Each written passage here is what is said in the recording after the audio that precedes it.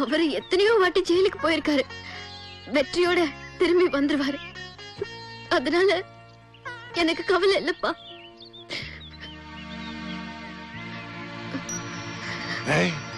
എന്താ മോളെ അച്ചു വേഗം വൈദ്യരടുത്തേക്ക് കൊണ്ടുപോ. അളിയ വിശ്വംബറിന്റെ കടയെത്തുമ്പോ ഒന്ന് നിർത്തണേ, ഒരു സോഡ ഒടിച്ചിട്ട് പോ. പെട്ടെന്ന് പോ, ലോഡിങ് എന്റെ തടയും. ദേവലോകത്ത് ഇന്ന് റാലിയാ? അയ്യോ